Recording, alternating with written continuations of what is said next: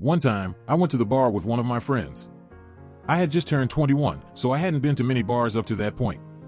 My friend was drinking on the way to the bar, so he was already pretty drunk when we got there. When I sat at the bar, a cute girl came and talked to me and my friend. She said her name was Candace, and I noticed she had really bright red hair. I assumed she dyed it. It was pretty, but unnatural. Anyways, this girl was flirting with me and my friend. She could tell my friend was already very drunk.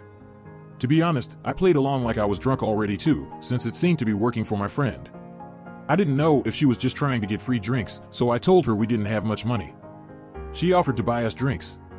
She kept buying us drinks, and I started to get confused as to who she liked between me and my friend. My friend went to the bathroom. Before he came back, he was kicked out by the bouncers. He was too drunk. Candace and I went outside with him.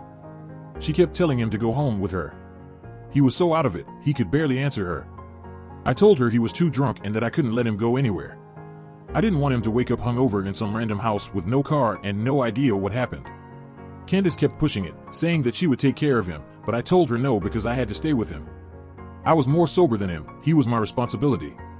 I told her the only way he was going anywhere was if I tagged along. I assumed she thought that I was jealous or cock-blocking, but my friend could barely stand and lost interest in Candace already at that point. She immediately started flirting with me and offered to get my friend a taxi to drive him home and said we could go to her place alone.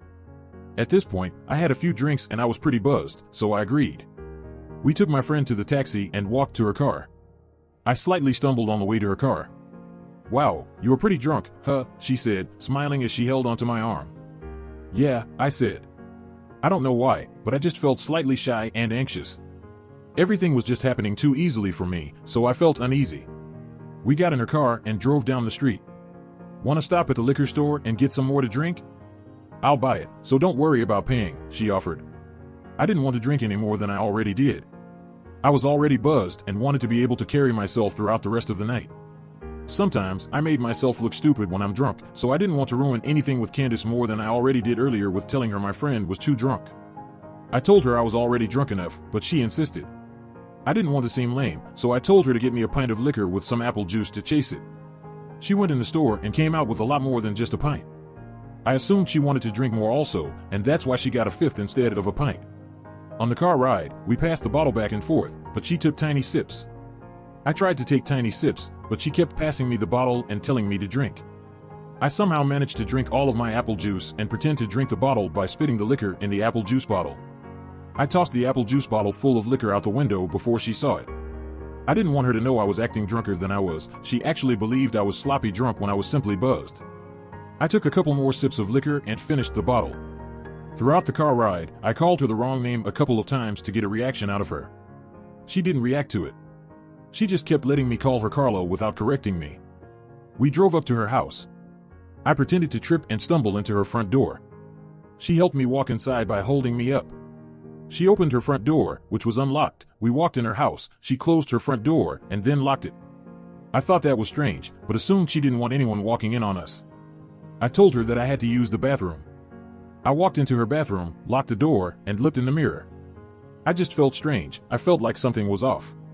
I felt myself becoming more drunk from finishing the bottle earlier.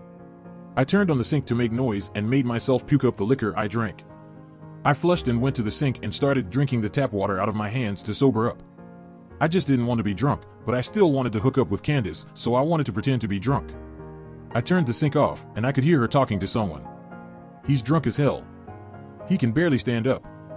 You do it." Who was she talking to? And do what? I walked out of the bathroom and into the living room. The moment I stepped into the living room, I saw her walking into another room. All I could see was the back of her head, that strange, very bright red hair, go into another room. I didn't see her face or anything. I just saw her kind of walk fast into the room. The living room was pretty dark. "Hey, where you going?"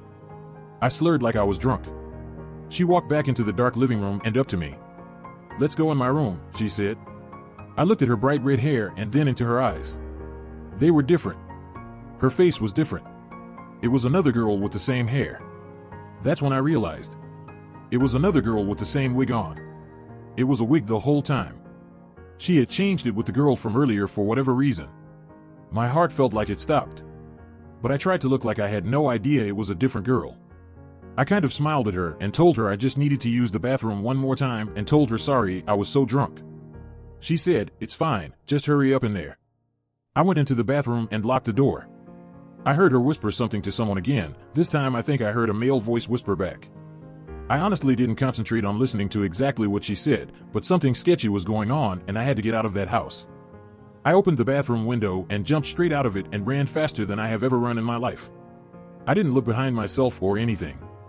I just ran through the backyard, jumped the fence, ran through someone else's backyard, hit a road, and ran toward the main road.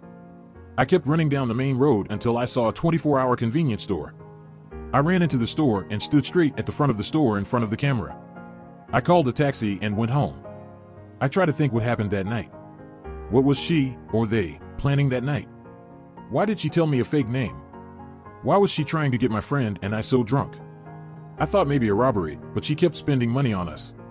She kept buying us drinks and even paid for my friend's taxi cab. And mostly, why did she wear a wig that she gave to another girl to wear? Who was she talking to? What did it mean? And what was in that room they tried to lure me into? Update: the next day after this incident, I went back to the house with a couple of friends to see just what was going on.